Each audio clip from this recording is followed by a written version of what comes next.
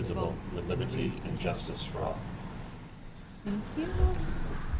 We have no remarks from the public, so we'll move on to approving the meeting minutes from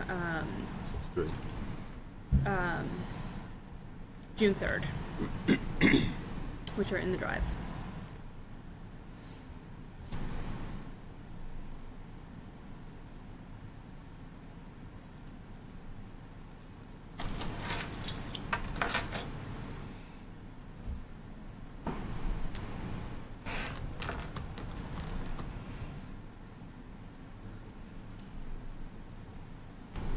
Sorry, what was the date, Michelle? June 3rd? June 3rd, yeah. I emailed the link with the drive. Oh, perfect.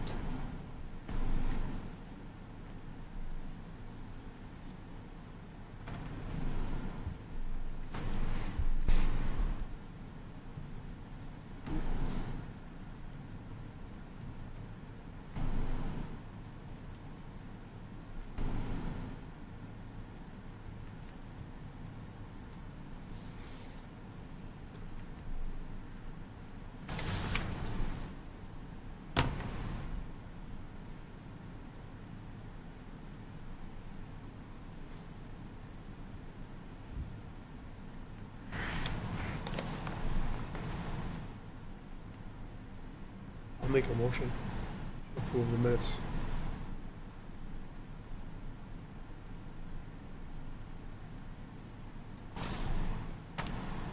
I will second that. Okay, all in favor of approving the minutes from June 3rd, say aye. Aye. Aye. Any nays? Okay, thank you. All right, moving on. Reports from other committees.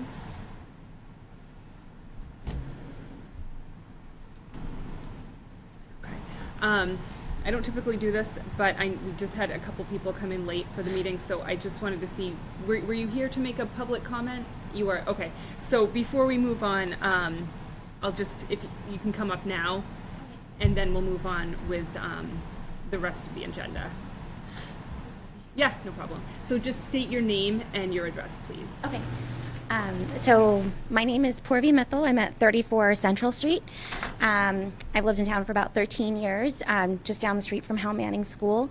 Over the last 5 to 6 years, I've had conversations with the select board, the town administrator, assistant town administrator, DPW, public safety. Me and my neighbors have had extensive conversations about the concerns that we have for safety for the children and the community in that part of our town. It's a unique area that everybody in the community uses, and as of last month, we were directed towards the school committee to say that a lot of what we're trying to look for in terms of traffic mitigation and kind of improving the flow of the school traffic would be housed within the school committee. So I just want to express that concern, and I see that you have on the agenda some of that.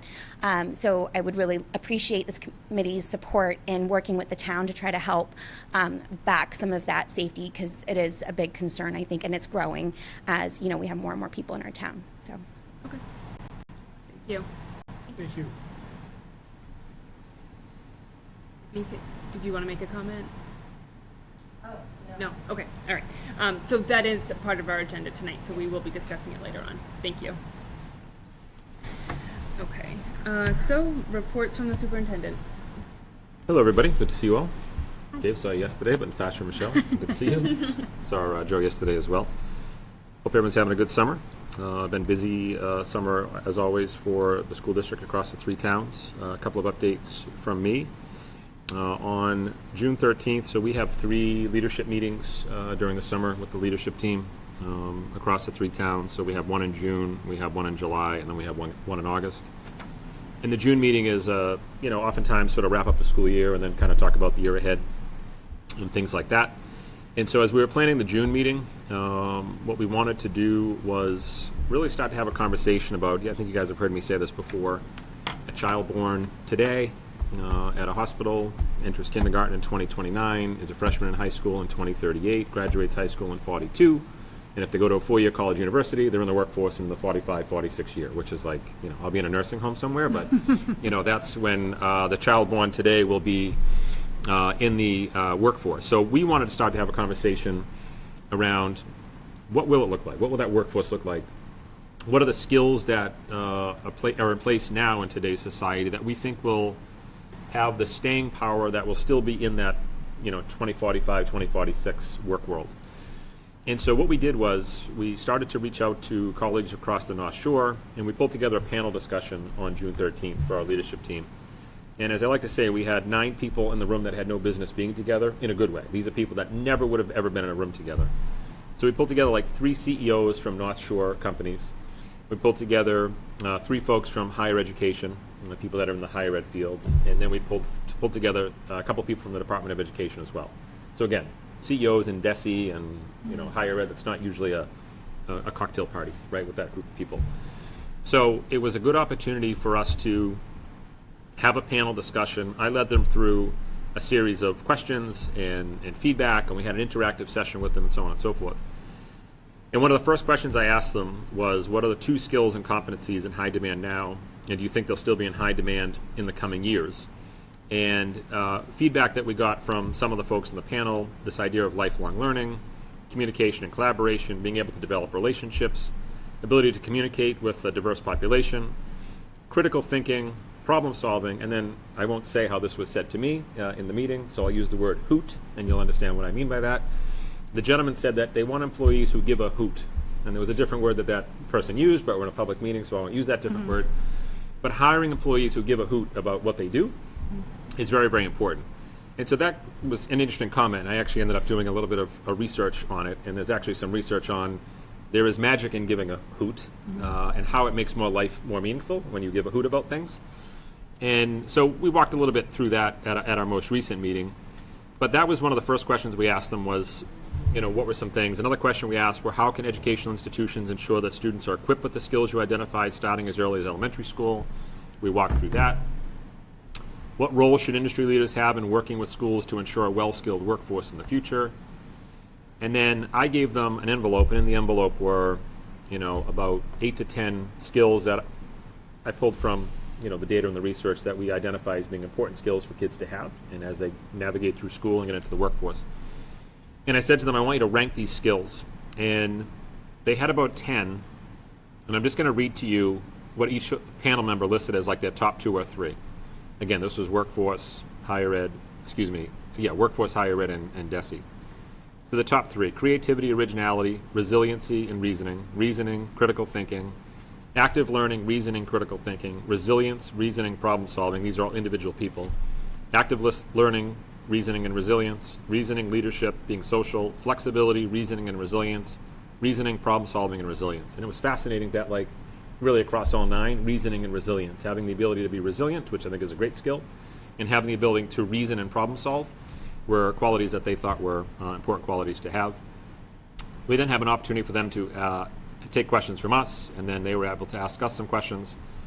At the end, we ended with sort of a fill in the blank. The conversation today was, and we sort of went around the folks, and they said informative, inspiring, validating, thought-provoking, interesting, informative, encouraging, affirming, empathy building, insightful, valuable, intriguing, motivating, and enriching. And really the goal was to always keep at the center the student and the work that we do. Yes, we have the content, which is important that we have to teach. We know that. And there's a skill set that we want to make sure we impart to our kids, that they are equipped to live in the world that they will be inheriting from all of us. So it was a good conversation. It was productive for sure. That led to some good dialogue at our July meeting. We just recently had our July meeting, our leadership meeting. We actually had it up at the DA's office. I want to thank Paul Tucker and his team up at the Essex County DA's office. I've known Paul a long time. He was a patrolman when I was a teacher back in Salem, and we've sort of kind of grown up together, I guess I would say. He became a detective, and I became a principal, and then, chief of police, and, it's just our careers have sort of bebopped back and forth in public safety and in public education. And Paul and his team are great. They welcomed us into his office, and it was a great opportunity just to kind of be off-site, have a meeting up there, have an opportunity to have access to some of the folks from the DA's office. What are some of the things that they're seeing, in society and in schools and things like that.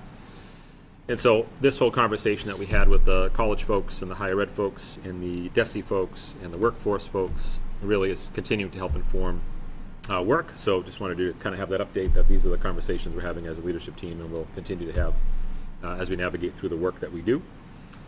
Also, in the drive, as part of an update, you're going to see the final, it's a PDF. It's the final regionalization report. So this was the Tri-Town Regional Planning Board. This is a 446-page document that it's 446 pages because a lot of it is the agendas and the minutes and the materials and all that jazz.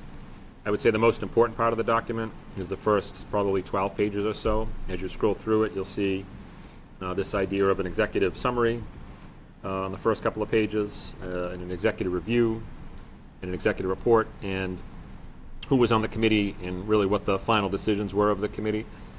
I think Michelle, who served as a school committee member in Middleton, Andrew was our Topsfield rep, and Barbara Biseglia was our Boxford rep.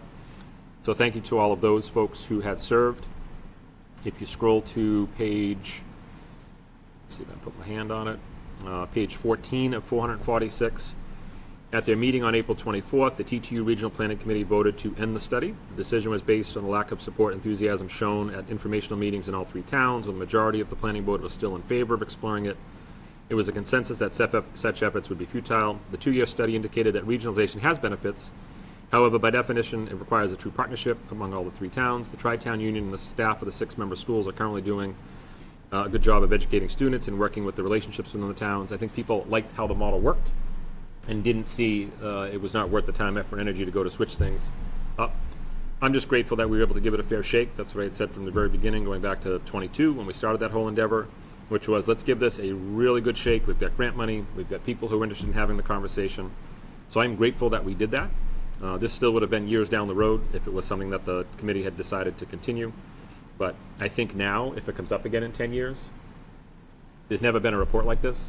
And the next people who are in all these seats, we can hand these reports to them and say, don't even, you can bring it up again, but know that these were all the positives and minuses. And, you're probably better off reading this report first before you head down that path. So grateful that we had the opportunity to do that. So thank you to the Middleton School Committee for supporting us in doing that study, because I think it's an important study to take place and become an archival document in the district. So will this be on the school's website? Yeah, it already is. Okay. Yep. For people, okay. Up on so the school for website. those that are looking for some bedtime reading. Exactly. And then, put you right to sleep for sure. And then we also need to get it to the select board. I wanted to get it to you guys first. Yep. And then we'll get it to the select board in all three towns. And then I think Colleen reached out to DESE. I have to email it to somebody at DESE to say, here's the result of our study, just so they have it for their archival document as well. And then just kind of a look ahead, 24-25 school year. The first thing in the drive, you'll see a Google Doc that says August, September 24. I just want to remind everybody that schedule is a little bit different in Middleton to start the school year because of our election season that we're going into. And so I just sort of cut and pasted the August and September calendar. And so we come back, we have teacher days on the 26th and 27th. We then have our kids on the 28th and 29th, and that has been our schedule for many years now. It's that long Labor Day weekend where we have no school Friday, obviously Saturday, Sunday, Monday. In Middleton, there's also no school that Tuesday, so that's a 5-day weekend, that week, because it is the state primary. And we have found voting and trying to hold school does not work really well together. So just a reminder that it'll be 2 days of school and then sort of 5 days off and then 3 days of school. A little bit of a choppier start than normal to the beginning of the school year, but once that new complex is built down the street, we will not have to worry about voting in the schools and that impacting the calendar anymore. And then just sort of more broadly look ahead in terms of the school year. Budget will, as we know, the override did not pass. We'll talk a little bit about that, some of the impact that that's had on some of our summer planning and some unbudgeted expenses that we need to talk to the committee about, referring to staffing. And then also as we look ahead, it's a negotiation year for our Unit A and Unit B. And so I put back in the drive the org design, just so we can remember who was on that committee. So Michelle and Dave are our negotiation subcommittee members, and our alternate is Jackie. And so that will be a busy year. That'll most likely pick up right around the holidays, right after the holidays, December, January timeframe, and we'll go from there. So it should be a busy year ahead for sure, and happy to take questions on any of the items presented. I don't have any questions. You guys? No. Great. Thank you, guys. Moving on to Mr. Greenberg. Good evening, everyone. Moving quickly along, wrapping up FY24. We're about 99.999% done. For our budget of $14,724,502 for FY24, we spent $14,723,169.42, turning back $1,330 some odd dollars for the operating budget. All right, so pretty good, no gripes. Yeah, so I'll stop talking about that and answer any questions the committee may have. Seeing none. Yeah, so we're turning back $1,000. 1,300. Okay. Yes. And Okay. for the ESSER 3 grant, we'll be wrapping that up. There are some facility purchases that we'll be making on the fund balance report. Right now, it shows 97,000, but that will all be spent on the Hal Manning access control, as well as some other one-time facility-related costs. So we'll be wrapping that up. All the POs should be in, so that we can have these things expended before September. I'm excited about the access control. Just we've worked very hard with public safety and with Masco. I think, as everyone knows, we have now been able to get our police and fire that little fob, and that gets them into all the schools, right? And that's been really a key driver of a conversation we've been having. So I want police and fire chief in Middleton to be able to get into Cole School and to be able to get into Proctor School. They might be the closest people in the event of an emergency. And we've worked closely with Masco as well. And so because when Hal Manning was built, it was built with a different access control system. So when I pull up to Hal Manning, this does not work for me. I always have to go back to my truck, get my key card, and then put the key card on. And so as Steve talked about, one of the things we'll be doing this summer is getting Hal Manning on the fob. And now that'll allow us, police and fire across all three towns, to have access to all the buildings and not have to carry two cards. Just from a safety perspective, we thought that was very, very important. And I'm thrilled that the police and fire at all three towns, there was no ego. It was like, yep, Topsfield can get into Middleton and Boxford, and Boxford can get into Middleton, Topsfield. Like, that's how it should be. Okay. So very grateful for that. Just one other quick piece, if I may, on the financial report. One of the things, as the committee may remember, is we had to really do a dramatic increase on before and after school program tuition. And so just to give the committee an update on where that really landed for FY24, revenue-wise, we pulled in $172,403. Expenditure-wise, we were $187,464. So that's a lot better than where we were a year or two ago. When you think about it, we were subsidizing, almost six figures to keep that program solvent. So we've made a lot of headway. We will probably come back at some point in the near future, or maybe mid-year. I'll talk over with the superintendent for another tuition increase, because we want to get that level. All right, that's my opinion, but it's open. The committee. Did enrollment change much? Let me get that information for you. I think they had a successful year. And so anything that I say to you about enrollment, I'm speculating, but let me get that info for you. Okay. Right. And any questions the committee may have. Thank you. All right. Report from the principals. Jeff, you want to go first? I guess I'll go first. I have it written from Jen. She couldn't be here tonight. So we've been getting some hiring done. We've hired a new physical education teacher. I say the names here? If they're official and on board. Official, yeah. Yeah. Leland Boulier is our new physical education teacher. A lot of you may know Leland. He's a Middleton resident. Leland. Oh, Yep. okay. Yep. And Christina Pryor we have hired for 5th grade. We've also hired a couple of instructional assistants. We are still looking for one more 5th grade teacher. We have interviews all set for tomorrow. And then that's about it. Our custodians are working hard where they can to get the school ready. We do house the summer school program for the entire tri-town, so they use the 1st and 2nd floor. 3rd floor is being, everything's coming out of the rooms, painting, cleaning, everything going back in the rooms once summer school is over, and that is over Next Thursday, the 8th. next Thursday, the 8th, and they'll hit second and first floors, and we'll be ready to go. August 15th, class placements will be in School Spring for parents to access. I think it goes live at 3 o'clock on the 15th, so parents will know who their teacher is. Class lists are not on there, but I believe social media and other text change will take care of everybody knowing who's in each other's class within a couple hours of that, and then the emails will start, and we'll go from there. But that's about it. Okay.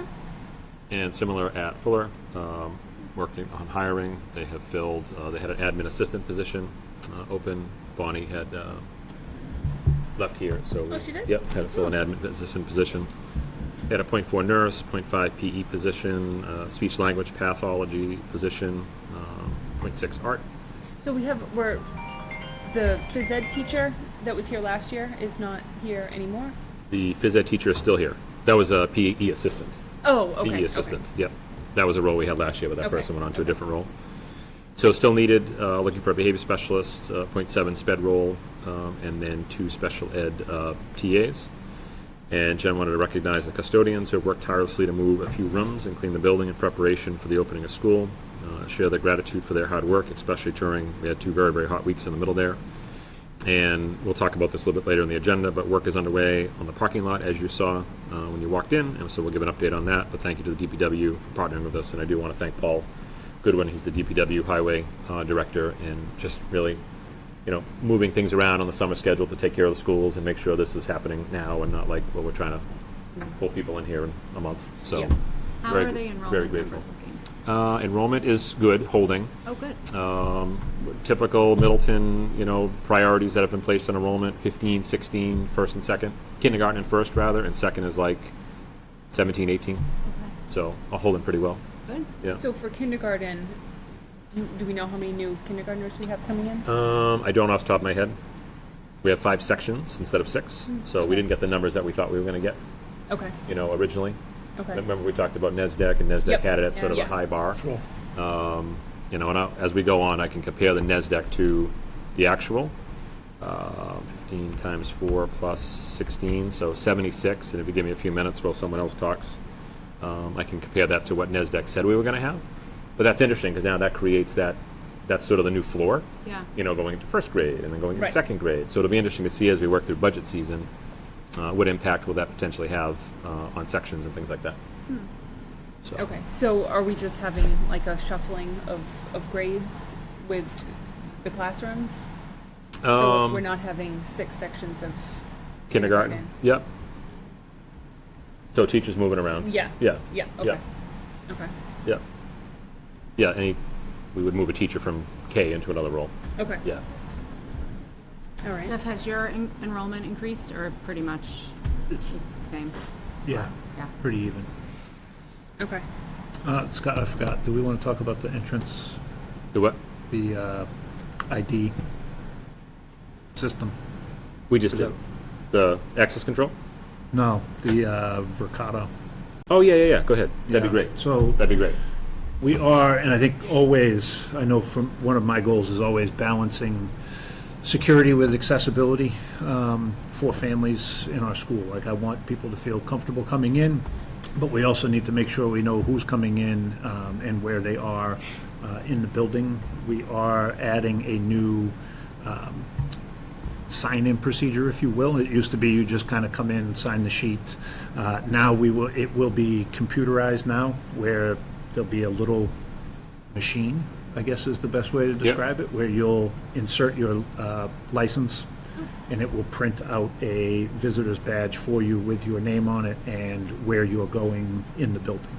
I think it will be, it's a bit of an adjustment for people because it has been a little bit more open in the past, but we're going to control it just a little bit more this year. That'll be here at Fuller Meadow as well. It'll be all 6 schools, correct? Yes. At some point. So that will be coming. Looks like that. Okay. So it's like a little iPad. Yep. And it's a little, you've probably seen this in some other schools, like Essex Tech has it if you've been over there. And as Jeff said, you can just say, like, yeah, I'm here for an interview, put your license in, and it does a quick little background check. Hospitals have it, don't they? They Like do. if you're going to maternity or whatever. They, Yep. Yeah, okay. And it'll print out the badge, but it just quickly And what's interesting is, like, so we piloted over at Cole, because Cole is right next to central office. So as I said to Lisa Salisbury, the principal over there, like, you're so lucky you get to pilot this because you're right next to central office, right? And so she piloted it for us, and it worked very well over there, which is why we're, kind of bringing it out to the other 5 schools. But what will be interesting is that when you drop your license in, there are like 8 other Scott Morrisons that have a record, right? And so Lisa had to quickly look like, okay, well, this one says he's 6'4" and 275 pounds. That's not this Scott, right? Like, so there are some cases where you have to kind of scroll through real quick and make an assessment that this Michelle is the Michelle. But the background check is great, and it allows us to have a conversation with somebody if we have to, and it just prints out the badge. So, like Jeff said, it'll be a little bit of a learning curve, but Lisa said once people got it, it's more just remembering to bring your license to school. Right. Because oftentimes you leave it in the car. Yeah. Yeah. So people have to run out sometimes to get it. So will there be communication, just giving parents a heads Yeah. up? Okay. Yeah, And once then, it's ready to go. what is the procedure if something pops up and we can't let this person in the school? Yep. Like, whose responsibility is that? Okay. No, Exactly. I mean, it depends on what the situation is. Yeah.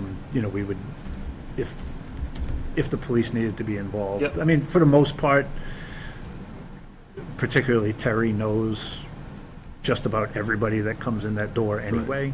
So like what Scott said, if, 6 David DeBonuses pop up, Terry knows which David DeBonus it actually is, and so that should be fairly quick. It may, and again, for some people that have not had kids in the school before or new to Middleton, it might take a little bit longer, but we will send out information to parents to remind them.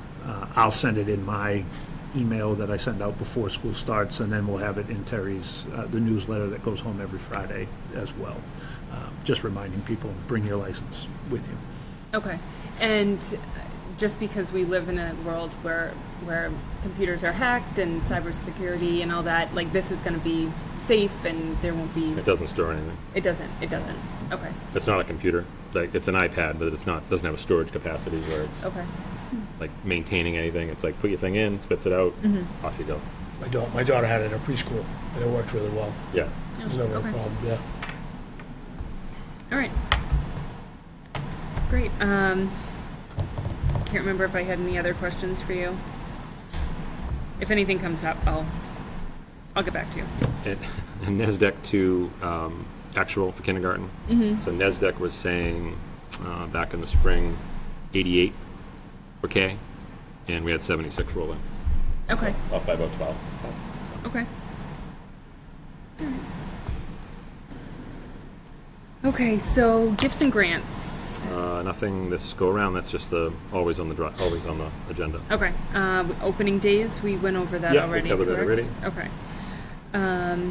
The signatory page. That should be making its way around. We'll still need. I think we need everybody's. Right, Steve. We need the whole committee, Let's take a peek at I that. believe. Yeah. Is it on there? Yeah. Yep. So we just need Jackie and Joe whenever Okay. they come in. Thank you. So we want them to come to Central. They can come to Central. We can bring the next meeting, Okay. But if they come to Central, that's great, but I understand, All right, I'll take it back for now. Okay. if it doesn't work, then Okay. we can bring it to the next one. Perfect. And we have some scrap lists. Yeah. So in the drive, there are 2. This is old technology lists. It's in a folder that says scrap lists. Furniture. Actually, there's a couple. Furniture's in there too. Furniture's in there too. So Steve will talk a little bit about that project in a minute. That's why I listed it as scrap, because I thought we might have 2. But if you can don't start with storage container. Start with Tri-Town scrap, Fuller Meadow. You're going to see that it is all technology that has we've exhausted the value on. Chromebooks and things like that are 6, 7, 8, 9, 10, 11 years old. iPads that are the same. And so it's all technology that the IT team has deemed as no longer useful to the school department and that we have exhausted the value on. And if you click on the other one for Howe Manning, same thing, 9, 10, 11, 12, 13 years old, 14 years old, 15 years old in some cases. You see some 2009s in there. So all technology that we have exhausted the value on, pretty standard like we do at school committee meetings. When we have a list like this, we'd be seeking a motion from the committee to declare as surplus the technology list for Fuller Meadow and the technology list for Howe Manning. We'll see if it has any useful life, to see if anyone else wants to borrow it or use it. They won't, because it has no useful life left, and then we will be disposing of it. Okay, But we is it- always check with others first. Is it two separate motions? You can put it in one. Okay. So declare surplus the technology items for Howe Manning and Fuller Meadow. So I'll make a motion to declare the surplus lists for both Howe Manning and Fuller Meadow. I'll second that motion. All in favor say aye. Aye. Any nays? Okay. So then the other two items, and Steve will take these in a second, I just want to thank him and Steve Clifford. I kind of tasked both Steves with, we need to lose the storage containers, or at least get them down, right? Even if we have 3, get them down to 1, because Yeah. we always need a little bit of storage. Yep. But I tasked both Steves with getting these inventoried, and again, this was a lot of like the COVID furniture. Remember from 2020, we had to have all the stuff out of the classrooms, and then this was stuff that never really we picked back up. And so there are 2 lists in there, and Steve, if you can kind of take it from here in terms of the process that you guys did and where we are with the lists. Thank you, Scott. So don't thank me, it's really thank Adam, Glenn, Steve Clifford, those guys, other ones that got in there, went through the inventory, updated and put together the detailed list, as well as condition of the items as you see on that list. So, as Dr. Morrison mentioned, what we're trying to do is really consolidate the storage containers because we've been renting them, and it's time. So going through those things, those items, we want to get them declared as surplus. We will make sure we go through them, and if things can go back into the schools that have a use, then, we want to make sure the principals have the opportunity to do it. But we also want to make sure that we can do this relatively quickly. So this is one of the formal steps that we do need to take. Just like with technology, we want to declare it surplus and then quote-unquote properly dispose of it. And what it means is if we have use for it in our schools, we put it back in our schools. If some of our sister schools have a use for it and we don't, we'll see if we can get it to them. There is a private school that's starting up in Boxford. They have a need for furniture, so there may be an opportunity to donate that to them as well. So this is what we're doing in all 3 districts, all 6 schools, to, again, clean out these containers and consolidate. We'll probably have to keep a couple on sites, but yeah, I'll stop talking and answer questions. Excuse me. Okay. How many were there behind? How many do we have total right now? Have we gotten rid of any of them? No, we have not given. No. Okay. There's either 3 or 4 here and 3 or Yeah. 4 at your building. Yeah. 3. Yeah. Okay. I could see us, like Steve said, maybe keeping 1 on each site, roughly. Okay. Just to, we always need storage. There's always something comes up. Even Yep. like you take a delivery of something and there's nowhere to put it. Like, great, let's put it in the storage unit. And I do like the idea that they inventoried everything, and we'll go back to the principals first and say, anything here that you can still use? If not, well then, like Steve said, other town departments, other schools, or if it's like in poor condition, we'll be probably just disposing. Okay. All right. So I guess more to come on that when the principals go through everything. Right, but the whole thing is being able to move and get it done. So we've listed all those things as surplus. So Oh, that- okay, so, We want to okay, motion it. okay. I wasn't sure if this is what was the inventory, and then the principals needed to go through this sheet. So this is already surplus from the storage Yes, containers? yes. Okay. So it's just putting it out there formally, making sure the committee is aware that they can bless it, and then, Okay, got it. Yeah, so, I don't have a problem with declaring these items as surplus. So we just need a motion to Same approve the as- scrap list? Yeah, just like tech. You can do Yeah. both in one motion if you want. So I will make a motion to approve the scrap list at Howe Manning and Fuller Meadow. I'll second that motion. All in favor say aye. Aye. Aye. Any nays? All right. thank you. Thank you. Thank you.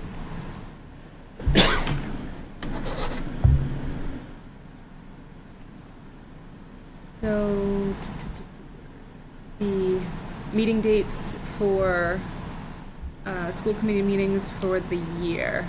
Okay, in the drive for the committee to review. These are our first Monday of the month at 5:30 was where we landed at our June meeting. And so just, you'd want to make sure you just populate calendars with these. Obviously, when we get into budget, we know we add some. We'll have to put a winter budget meeting on there as well at some point. Probably not want to do that tonight because we don't have everybody here. Right. And then the September meeting, obviously due to Labor Day, is a little bit later than normal. And then our TTU meetings, just as a reminder, we talked about this. The TTU meetings typically are like October, December, I'll get those exact dates out once I finalize that with that chair. But there's usually 4 of them, and we're going to do those first this year. Yep. Because of executive sessions that we know we're going to need for negotiations and things like that. So What night of the week? It's Topsfield that's Thursday, chairing, right? the second Thursday. The second Thursday. Yeah. Okay. So it'd be like the October meeting, the second Thursday of October, the Okay. December meeting, the second Thursday, probably the March meeting, the second Thursday, and then the June meeting, the second Thursday. And those will start at 5:30? Those will, I'm going to say, hopefully start at 5:30. I have to talk to that chair to nail Okay. that down. But the goal would be a 5:30 start, so I can start the regular school committee meeting by like 7:15. Okay. Yeah. Yep. All right. Has Topsfield or Boxford set their budget meetings yet? They haven't. They haven't. Okay. Yep. I mean, if you wanted to be first out of the gate, I know. you certainly could. I know. The first meeting of the summer. I can tell you when we did it last year. My thing with it is that last year we were after Yeah, the town did theirs, so it kind of like I felt like we were constantly playing catch up. All of Yep. I don't know when the budgets. town's is. Yeah. We were. Oxford was the 3rd. Middleton was the 10th. You guys were February 10th. February 10th. Okay. And the town was probably also the 3rd. Yeah, the town was the 3rd. And you were the 10th. Okay. Yeah. So in 2025, what if we tried to do it like the 25th or February 1st? Like the 25th of January or February 1st? Let's see. Oh, look at that. What? Already in the calendar. I can't read that. Yep, that's okay. Middleton Select Board Budget Meeting Is the 1st? is the 1st. I'm shocked that's in there already. Oh, okay. Antoinette must have put it in. So, it's your schedule booked for January 25th? I'm pretty sure I'm open. Hold on. Unless. Steve, is that manageable? That's a little earlier than, we try to keep January as like we try to push most of them into February, Oh. but can you manage January? Yeah, I mean, we'll go for it. I mean, we're the only thing is we're transitioning from Excel to ClearGov. Right. So that's process is starting now. But if that's what we're going for, we'll figure it out. I just think, like looking back at last year, Yeah, I don't- it would make sense for us to be before No argument. the Yeah, town. Totally Yeah. agree with you. So the 25th of January at 8:30? Is that what it is? Yeah, we usually do it the first thing, right? Yeah, 8:30. Okay. Okay. Does that work for you? Yep, the 25th is Saturday. Yep. So you know what I'll do is I'll just throw it on everybody's calendar, like even Joe, and just so it's there. Jackie, Dubois. Okay. Steve, Natasha, Michelle, Steve Greenberg, Steve Clifford, 8 to noon, Matt. 8 to 1. We're usually done by lunchtime, right? Yeah, we try like Yeah. 11:30. Yeah. Matt, Brian, Peggy, Jeff, Ken. That's everybody.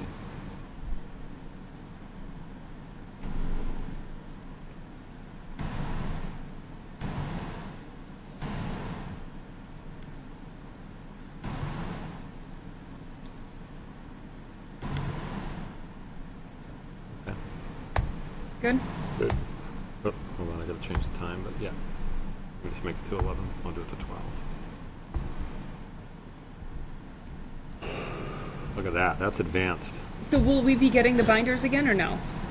I think we're moving away from the binders. Great. I think we're going to be doing electronic. We got to talk about it a little more, I think. But Right. if I'm giving you an answer, I think we're going to move away from it. That's my thought. I love a good binder. I just like having You like the binder? like the tangible. I like highlighting, and I don't know. It's All right, no, it's all Need good. one binder for Natasha. Yeah, no, the way, it's all good feedback, we'll take the feedback and Do you go. guys like it or no? Well, you might Yeah, be able I to mean, I print like- the ClearGov page. Oh, we can do whatever you want, yeah, whatever you guys, I'm open, it's the whole thing of just a whole different platform. You know, we don't know Yeah. what we don't know yet. Yeah, I guess we'll see what it looks like. Yeah, okay. Yeah.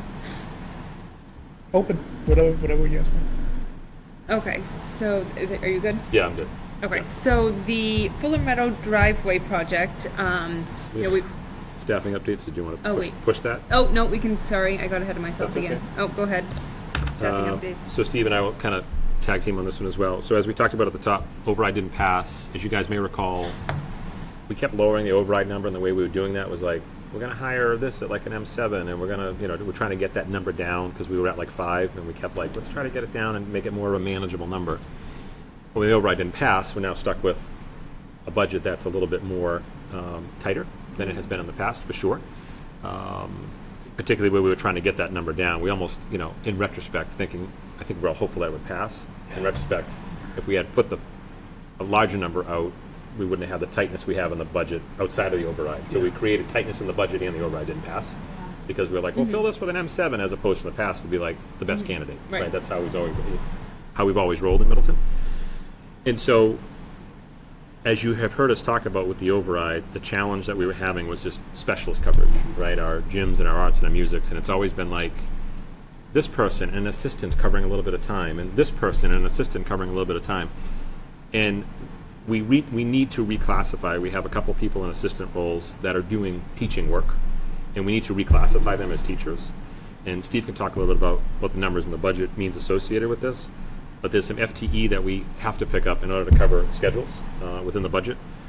And again, we've had assistants doing work that, as we kind of further unpack it, we want to make sure we classify them and have them in a teaching capacity and not an assistant capacity. That obviously has a change in dollars, right? And so Steve can walk through some of the numbers. I think at the end, it's going to be around a $35,000 unbudgeted expense Little this more. early in the budget season. A little bit less, Steve? More. A little bit more. All right. So why don't you take it from there then? Sure, thank you. So when Dr. Morrison talks about these circumstances, one thing I want to stress when we're talking about this, remember that we're building a plan and a budget in December for what we think is going to happen in September. So it's constantly moving, constantly evolving. And these are just one of the things that come to light and that we have to address properly. So with that being said, when we look at the two personnel that we would make adjustments to so that they're in the proper compensation range for the role that they'll be in, that the value of that is under $60,000.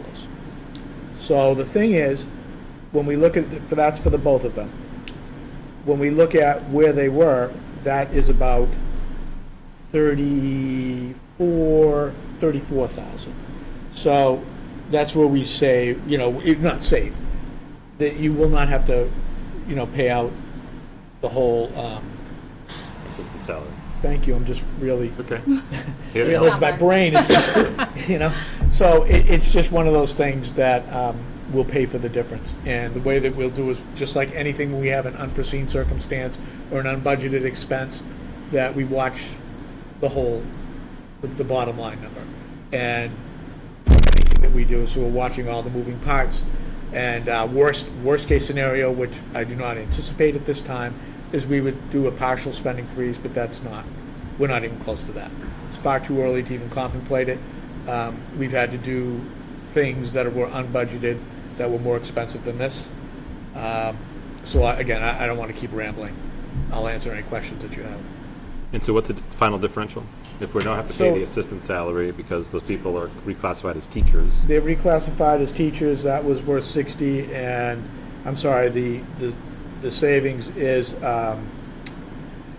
24, so what is that, 60 minus 24, is 36? 36? that's pretty close to 35, don't you think? Yeah, I know, but I Pretty close just, to I 35, get yeah. wrapped up in it, I'm sorry, I just get wrapped up. So it's about 35K. All right, I'm going home. Is that right though? No, is that right? The math? You're good, okay, Yeah, okay. yeah. He's good. So just a clarifying question, when in these instances, when the people go from like, to a teacher role, do Yeah. they, is it like a certificate, what do they have to do to? Certification. They have to get certified, okay, okay, Certification in the role. okay. Yeah, So they're doing that now, or they already did it? they had it. Oh, they had it. So we're able to just make the move. Okay, Yeah. awesome, okay. Okay. Yeah, I mean, if they're doing the work of a teacher, I feel like they should be getting paid Absolutely. the right Yep. way. Yeah. That seems right. So is that something that we need to vote on? Okay. Yeah, it should be memorialized, yeah. Okay. So what would be the motion to approve the? Approve the compensation change and the staffing Okay. change. So I'll make a motion to approve the compensation and staffing range change for. What are their positions, Scott? Is it innovation and art? Yes. For the innovation teacher and the art teacher. For the innovation and art teacher. No, excuse me. No. Library. Library. Library and innovation. Library and innovation. 36. Yeah. Okay. Second that motion. You already make the motion? Yeah, I made the motion, so you're seconding it. All in favor say aye. Aye. Aye. Aye. Any nays? Okay. Thank you, guys. Thank you. Now we can move on to the Fuller Meadow driveway project. So we've talked about this a lot. As you know, last year we're using the golf course to queue pickup at Fuller Meadow. We can't do that anymore. And now we're undergoing a project to kind of make more parking and then queue. Well, Trying to add Yeah, queuing to Fuller Meadow right. with the driveway project that's happening now. Right. And then allow for more parking spots because I see that you removed some of the curbing. So, yeah, allowing for more queuing would displace parking. And so we're trying to figure out where can we park our cars, not on our campus. Because as Michelle said, we have the golf course to begin with. And so now we don't have that. And so now if we're going to try to queue more cars, we need a place to park more cars. I didn't want to interrupt, but just Yeah. to clarify.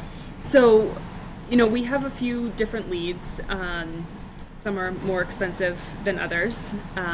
So there's some land over at the lot that the Acorn Realty Group owns, and we've talked to them about using a portion of their parking during the teachers would park there. We wouldn't be queuing cars there. The teachers would be parking there during the day.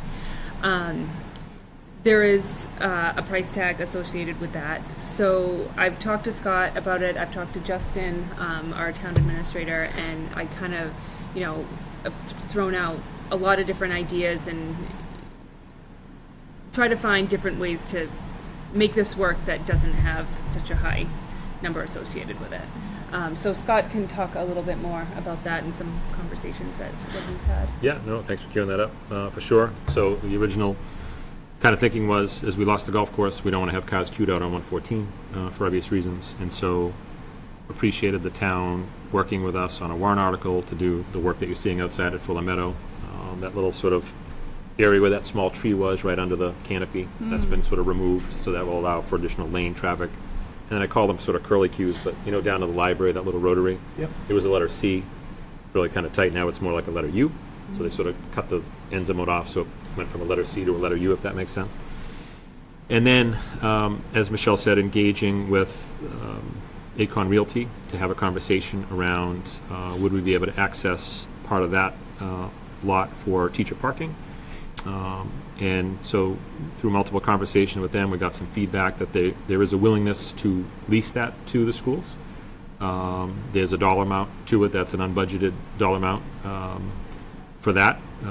That was around $65,000 or so, I believe, to lease. Annual? Yeah, Yep. to lease that piece of property.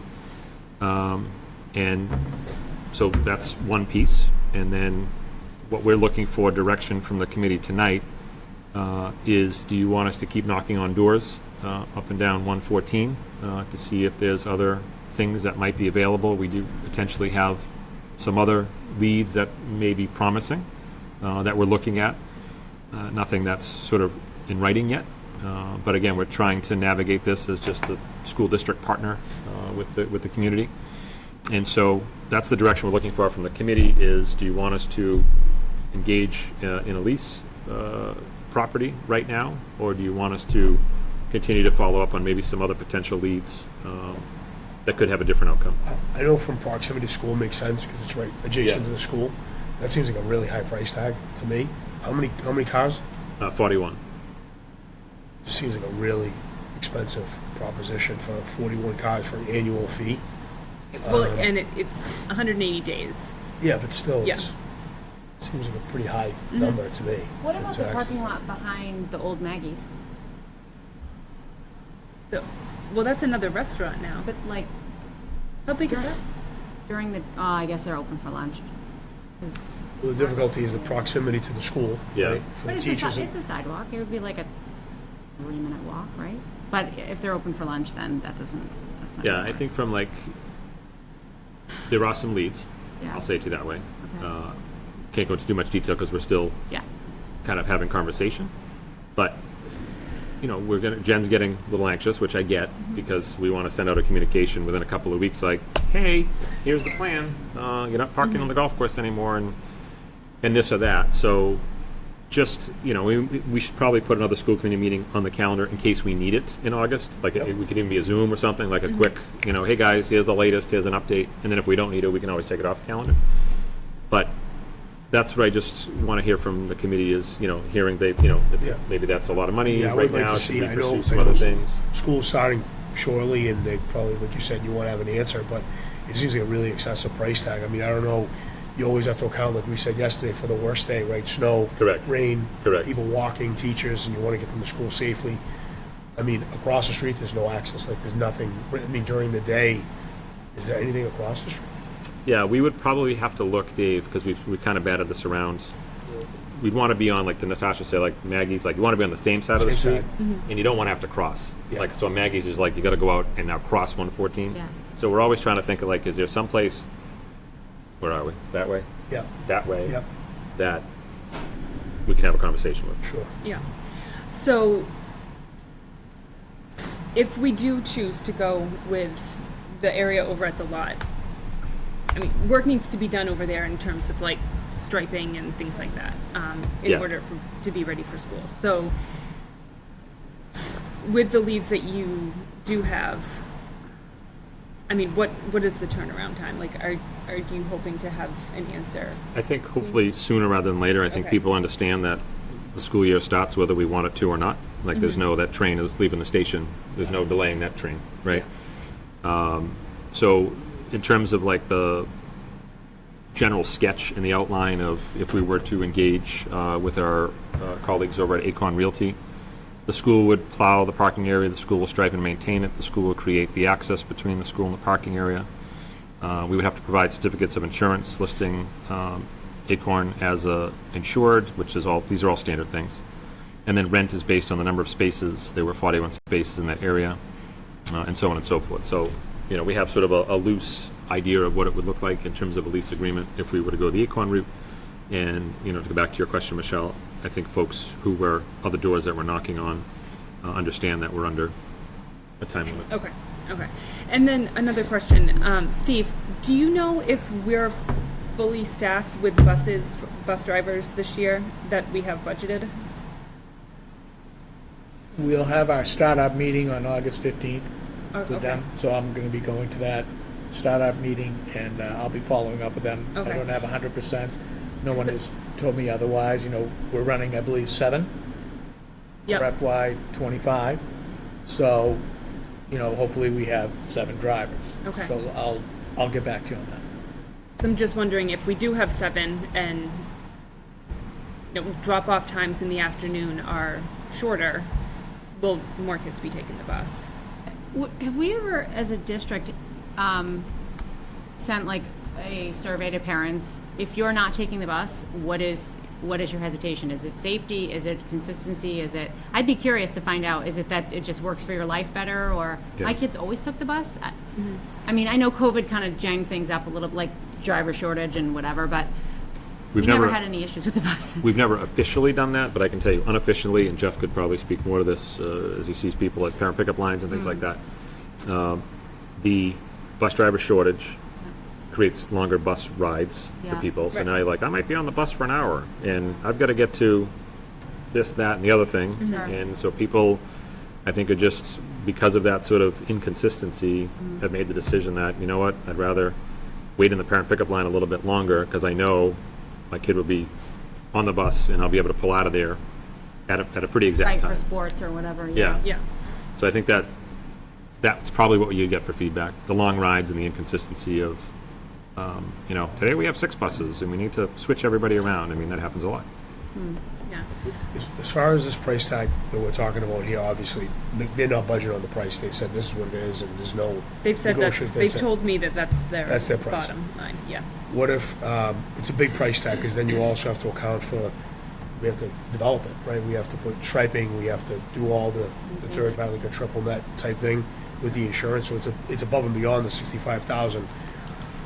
So if we entered into this short term and like look for other alternatives, it's still a big price tag, because then you're gonna develop it, spend the money on developing it, and not to continue it long term, so yeah, I'd love to see other options.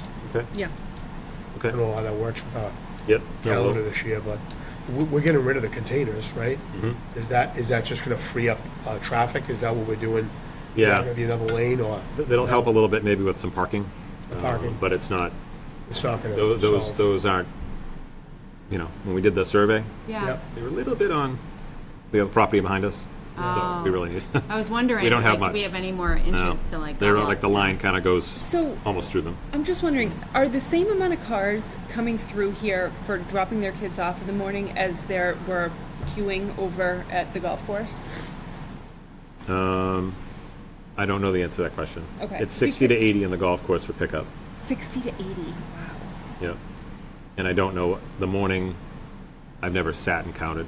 I mean, I've Right, sat but and I'm watched. just like, but- if there were 60 to 80 dropping off in the morning, like, I know that you told me a couple times that, you know, traffic at drop-off was coming on to 114, but I don't ever remember, like, hearing a real huge problem.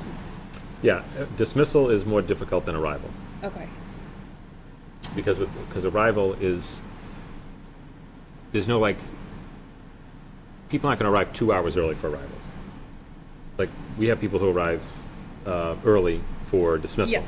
Right? Maybe an hour and a half early. Right.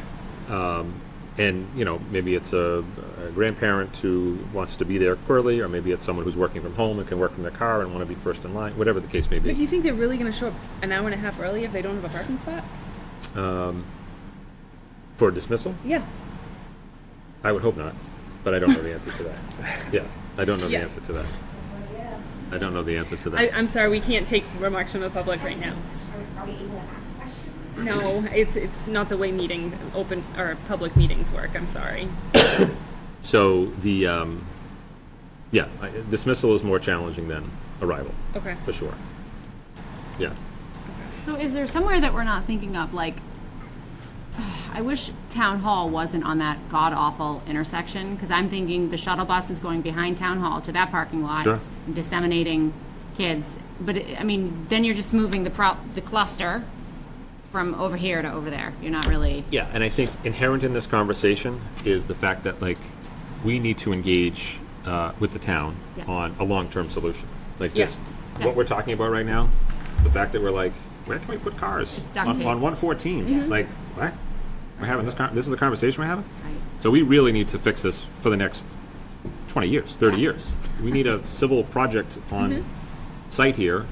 You know, is the lot next to Fuller Meadow, is that something that can ever be a conversation with that lot? You know, if I'm facing Fuller to the right, that empty lot, you know, is that like, hey, can we carve out a little piece of that? Or, That forest? yeah, exactly. Are we building a road behind all of Fuller Meadow to make it, you know, long queuing access or whatever? So I think we have to think the short term, and I'm hearing from the committee, like, Scott, keep knocking on doors and come back to us.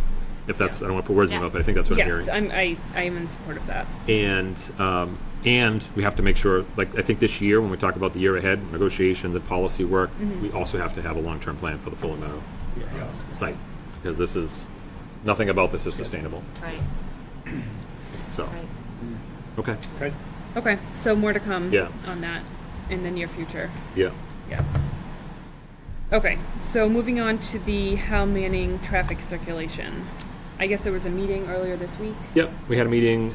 We had a resident reach out, public comment this morning, earlier today. And as I explained, when we were putting that meeting together, that's why we have subcommittees, because you can kind of get often more work done in a subcommittee than, at the school committee meeting itself. So we had a good subcommittee meeting yesterday. We met down at Hal Manning, and I appreciate Dave being there as our safety liaison. Joe was there as well, as he's been a point of contact for members of the neighborhood. Jeff was there, a couple of members here from the neighborhood, and myself. I'm not forgetting one, am I? That was everybody that was there. Yeah. And kind of walked through the history about, what the challenges have been. Is Greenberg there? Steve was there too. Steve Greenberg was there as well. He was so quiet during the meeting, though. I forgot that he was there. Thank you, Jeff. Yep. Wanted to be recognized. Exactly. I appreciate that. He'll remind me of that tomorrow when we're in the office, trust me. So we talked about the history of what's kind of happened down there in terms of like speeding, congestion, and how it impacts the neighborhood. And there have been some movement afoot at the town level for having speed tables installed. I just want to call up some of my notes from that meeting, so give me 1 second so I can fully inform the committee. So the select board had approved a traffic study a while back. It assessed issues related to school safety. Funding was an issue, with the select board had identified funding being an issue for some of the things. More striping and lane segregation on 62 and speed humps in Washington were some things that have been discussed. Neighborhood has changed. There seems to be more younger families there. The speed humps are certainly a start. There was also a bottleneck grant which provided recommendations for traffic flow, and the town administrator has sent those along. And so the goal is, can we try to get more traffic off of the 62 and 114 area? So how do we absorb more people onto our facility at the same time making sure that it's safe? And so the hope of the neighborhood is that we can improve flow or change routing. Looking at grant funding, I'm just looking through my notes here. We talked about, like, one of the challenges is, the gate behind Hal Manning, Park Street? That's a potential, that could be we walked the facility outside, and we were talking, and Jeff can jump in here because he really has good knowledge of it all. But can we double lane down the Hal Manning lot? Public safety has a little bit of an issue with that, obviously. Like, if you double laned into Hal Manning, once you turn the corner on Creedon Way there, if you double laned in there, could you get a fire truck down there in case of an emergency or whatever the case may be? So we do have to talk to public safety about that. And then there was some talk about, can we do 2 lanes, dismiss from both, drop off from both lanes at the same time, pick up from both lanes at the same time. That creates all sorts of safety issues because you've got crossing cars and stuff. And then could the right lane go right, go through the gate and come up Park Street? You're just pushing the traffic somewhere else, though. It doesn't solve the traffic problem. It just sort of takes it from one spot and puts it to another spot. So where we kind of landed, and this is where I need Jeff and Dave to jump in because I had to get to a meeting in Boxford. Where we landed was, as a start, as an effort to try some things out, because that was another comment that I made during that meeting was, I don't think we want to say this is what we're doing and then just march forward with that as a solution. I think we want to try multiple solutions to see what's really working and what's really having an impact. And any solution needs to be a 180-day solution. It can't just be like, this works great in September, but then in January with 3 feet of snow, as Dave just talked about, it doesn't work great. And so where we landed was, the beginning of the year is always chaotic, and try to start the beginning of the school year with something completely different. We feel like that would be just challenging because people are used to sort of the way things are. And at the beginning of the year, there's so many other anxieties about just getting to school and lunches and routines and all the other things that are on people's minds. And so the goal was to get a couple of weeks of school under our belt. That just gives Jeff an opportunity during a drop-off to say, hey, you'll be seeing a notice from me in a couple of weeks, like we're going to try some different things. And I think, and this is where I'm going to have you jump in because I had to leave, can we do some arrival and dismissal further up Fitzgerald or Fitzpatrick? Whatever the side road is, I always get them confused, coming up the side of The one Hal that Manning. comes out of the baseball. Yeah. field. Yeah. So doing, Instead of distancing- dropping at the back of the school, okay. pick it up from there, Jeff. Yeah, so dismissal is more of an issue than arrival. Because like Scott said, people don't tend to come super early for drop-off, right? So we, right at 8:15, we're opening the doors. Kids can get out of cars faster than they can get in cars because we don't have to get them out of the cafeteria to come out. So dismissal, while there's a little bit of a backup, it's not the backup that it is for pickup in the afternoon. So one of the things looking at is how many cars, so we kind of talked about like Washington Street being kind of the line, right? Like how many cars do we have out on Washington Street and how many cars beyond Washington Street do we have going up Central, right? And can we actually alleviate that by getting more cars onto our property, right? So if it's 20 cars, we can move them all the way around to the side and we can do it safely. That's something we can look at and get it off. If it's 50 cars, 100 cars, like, we're not gonna be able to get that amount on the property, but we can look and see how many we can get and add, and how safety-wise and logistic-wise to get that done, right? Because again, under our current system, the kids being in the cafeteria, radio calls from the corner, kids come out, get in the car and go. Are we actually speeding it up by bringing it around the corner? Because now the kids have to come out of the cafeteria, go down the sidewalk, and then up the street to get into the car. I mean, we'll see. Those are all things that remain to be seen. But like Scott said, it's messy that first week anyway, as people try to figure it out, and particularly the kids that have not been in Howe Manning before, like when they come out, where do I find the car? And then after a week, 2 weeks, it starts to become more routine. So not wanting to start something then, because it's whatever we do is going to be messy and chaotic that first week. And I don't want to start something new and then be like, nope, that didn't work because it was messy. It was going to be messy anyway. So let's stick with what we know and what our routine is, and then make changes from there and see if we can alleviate some of that congestion on Washington and Central. Okay. Dave, anything we missed? I wanted to thank you today for coming and making your comments. I mean, I was there yesterday, we walked the grounds, and I think there's definitely a willingness for us to try to alleviate the issue. I think the public safety issue is the biggest issue for me, because there's children around. So I think, the speed bumps and things like that, they had proposed doing 8, they've only, I think, accepted 3. I think that's a broader discussion with Public Works and say, hey, what is the right number to do that? The other issue with the congestion, I'm looking at it from Mile High. I think that we have a willingness to try to alleviate the situation from the school. Jeff, we're all here willing to do that. I just think that the real issue becomes the bottleneck on the lights, whether you exit onto 114 or 62 or Park Street. And that's really because I think there's a pretty efficient system in place now, as efficient as can be. So I think it's still like we can support you and speak to, Public Works and maybe approach them and say, hey, what's the solution here? I know if they exit out to Park Street, that's not, like you said, they all converge on the same intersection anyway. But I definitely would like to have a conversation maybe with Jeff and with Justin and maybe DB, to Public Works and see what the ultimate solutions. I look at it as it's kind of a big civil project. It's kind of similar to what we're looking at here. It's a big, like it's going to be a bigger. I mean, I didn't get the plans, but I looked at them briefly yesterday. I don't think those are very conclusive. Like, I don't think they really offered like a real great solution. But I think we should talk to Justin. Yeah, and I've got a meeting set up with we do a school readiness meeting, Yep. and so mid-August I'll have police chief, fire chief, Hall, so that's, I worked on that agenda today and put a reminder there to make sure we talk about Howe Manning circulation when I have public safety there, and the highway department there as well. I'd be happy to attend if it's something you want me to attend. Thank you, Dave. Yeah. I can attend that. Yep. I agree with Dave. I would be in support of any, different ways of circulating the traffic in there and try to mitigating traffic and how to make, living on the street and in that neighborhood more safe and enjoyable. I just want to always have the heads up on, what the school committee can do and what we actually have a say over versus, because I know that we, like the light at 114 and at the top of the street, like as much as I would like to control that light, but, just please keep us in the loop and, we're happy to support you in that. I think more voices the better, right, as we approach your people.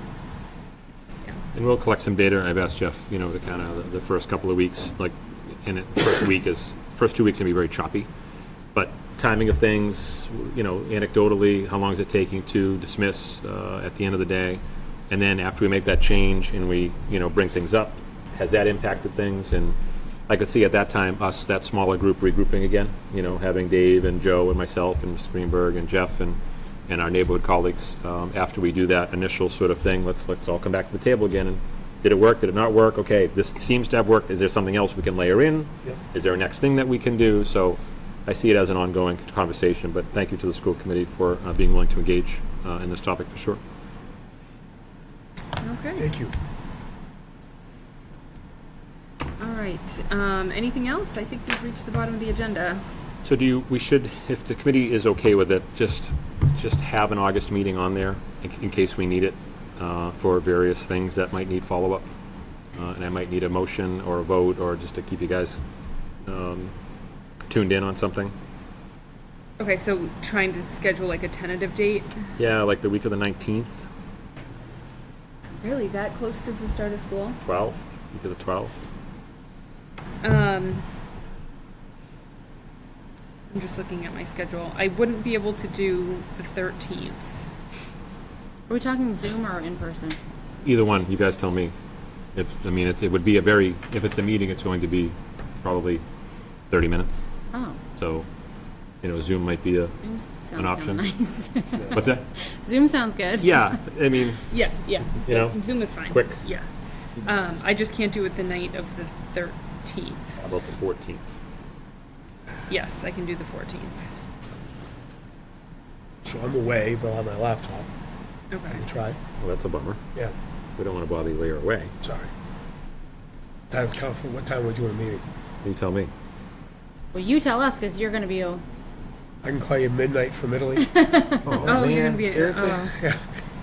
I'll When be in do, when Italy. do you leave? And I'm when do you leaving, get back? I'm leaving the next Tuesday. I won't be back till the 21st. In almost 2 weeks. Okay. Well, and the other piece too is if we have three Yeah, but members. I don't mind. If we have three members, you don't Yeah, need to. that's fine. You know what I mean, But Dave? I could still try to log on. So if it was, what's the difference? How far 14. It's 6 hours ahead? ahead. So if we did, 11, 12. yeah, that's late. What if we did could you guys do like a 4 or a 3? Yeah. And that would be 9? Or 2 and that would be 8? 14. Well, what are you going to be doing on this vacation in Italy? Like, I don't. I have my laptop. Yeah, I can do it anytime in the afternoon. Yeah, anytime in the afternoon I can do on the 14th. On the 14th. Yeah. 3? That's 8, 9? Yep. Yeah, 3 o'clock. Okay. All right. Okay. So I'll do an invite. And we might not need it, right? It might be Yeah. something that I can call the chair and Committee. maybe you and I are able to navigate Yeah. something. And Yeah. Yeah. I'm going to put tentative Middleton School Committee meeting. We say 3 or 4. 3. 3. 3 o'clock. So you're sending an invite. I'm going to send an Okay. invite and I'll put the Zoom link in the invite. Okay. Okay. All right. I think that's it. So I will make a motion to accept the bills and payroll as presented. I will second that. Okay, all in favor say aye. Aye. Aye. Any nays?